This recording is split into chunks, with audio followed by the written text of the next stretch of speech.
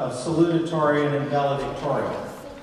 The valedictorian is the keynote student speaker for commencement, while the salutatorian has the distinction of speaking at tonight's honors convocation.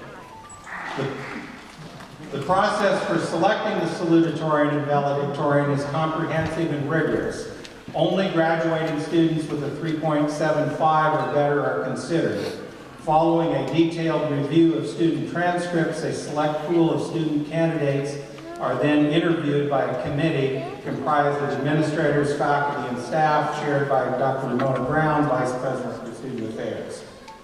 I'm extremely pleased to announce that Miss Melissa Horn, a Verrazano School student who is graduating summa cum laude with a BA in English with a concentration in writing, has been selected as the 2011 valedictorian and student commencement speaker.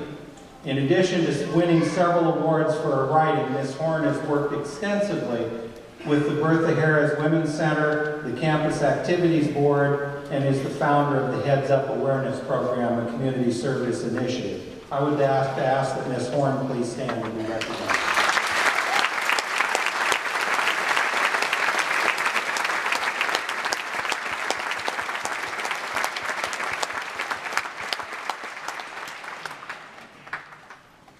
Before I introduce our 2011 salutatorian and honors convocation speaker, I want to recognize some of the highly accomplished student candidates who were finalists for the award. As I read your name, please stand and be recognized. Regina Miller,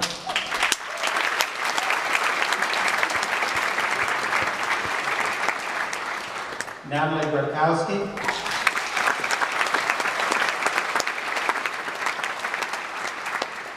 Mira Elazowski,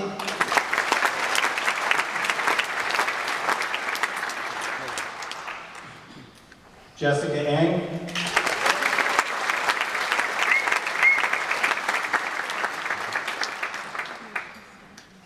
Christina Shabani,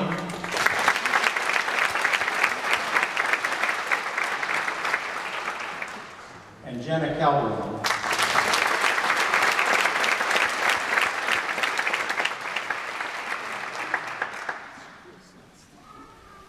It is now my distinct honor to introduce Mr. Brian Kateman, the College of Staten Island's 2011 salutatorian and honors convocation student speaker.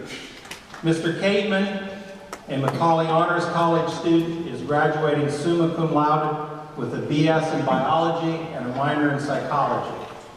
He serves as a research assistant at the Center for Environmental Research and Conservation at Columbia University as part of the Jeanette K. Watson Fellowship.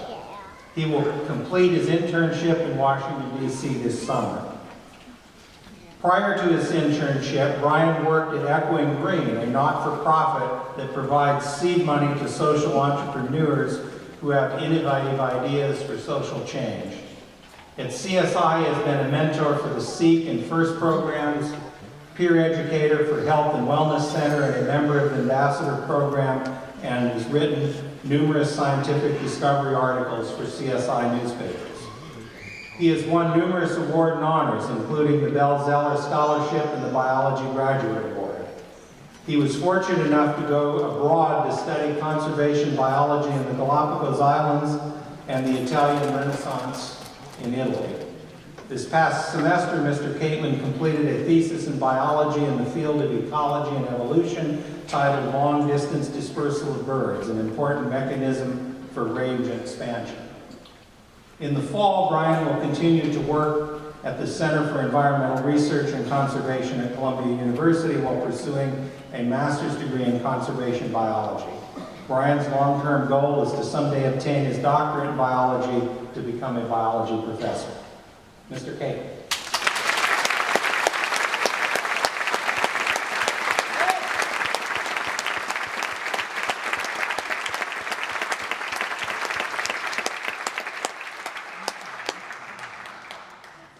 Welcome, President Morales, faculty, staff, Ms. Williams, and others distinguished guests, and most importantly, the graduating class in 2011.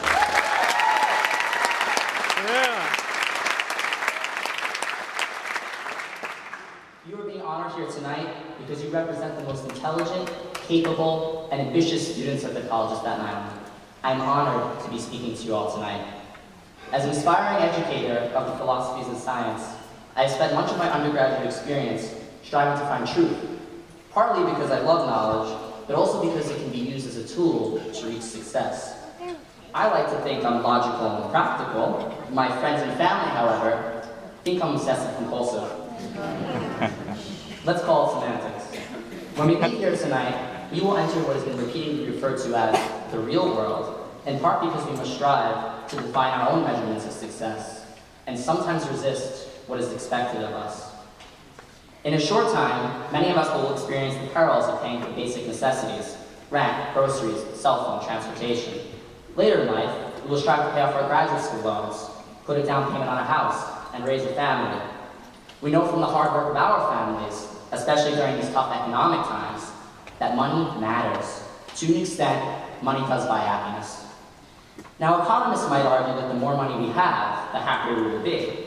But social psychologists have repeatedly concluded that wealth increases happiness only when it allows people to transition from severe poverty into the middle class, but that it does little to increase happiness thereafter. Living a lavish lifestyle, especially if we must work overtime to fund such luxuries, will not make us happy. We must step off the hedonic treadmill and embrace the simple notion that life is for living. Daniel Pink, an expert on motivational psychology, has identified 3 variables of happiness that do correlate with success and personal satisfaction in the workplace.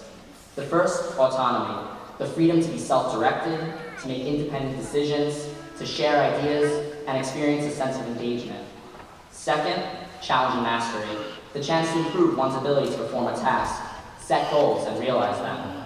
And third, purpose, having a positive influence on the world, whether fighting for justice, healing the sick, or educating the next generation. Whatever your passion, I urge you to overdose on it. Autonomy, mastery, and purpose. Let it change your life. But I know that true happiness lies not within our resumes and checklists of accomplishments, but from the support and love of our families. And given my sometimes unhealthy fear of professional failure, I am too often guilty of neglecting the former. Mom, Dad, I love you both very much.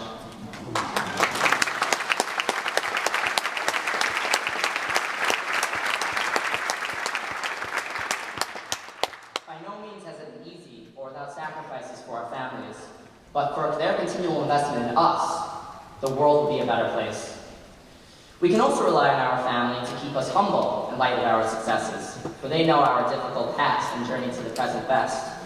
I find that as we reflect upon our accomplishments, families take a special joy in pointing out our ineptitudes. My parents continue to remind me, for example, that I still haven't figured out how to clean my room. In response, I lecture them on entropy and quantum theory to demonstrate that life isn't neat, predictable, or organized. When in doubt, lose them with philosophy. It's true, life is messy. In spite of my desire to identify and control every variable of success, there is one factor I cannot: luck. We all know that illness, bad timing, and unavoidable justices remind us that life isn't fair. Life isn't fair, but it's something we must all get used to.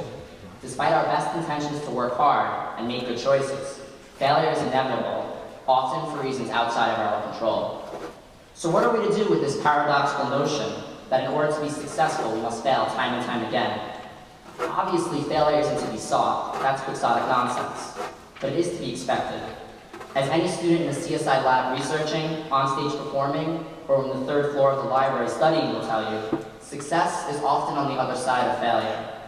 Life will thrust curveballs upon us, but as my hero Charles Darwin once said, it is not the strongest that survive, but those who are most adaptable to change. The truth is this: life is beyond total control. And as a scientist, this has been the most difficult lesson for me to learn. Thankfully, through wonderful mentorship from the CSI faculty, I now know that success and happiness stems not from defining and designing our lives, but having the belief in ourselves to cope with its vicissitudes and capricious nature. As David Brooks put it in an op-ed article in the New York Times yesterday, referring to graduation, life is about losing yourself, not finding yourself.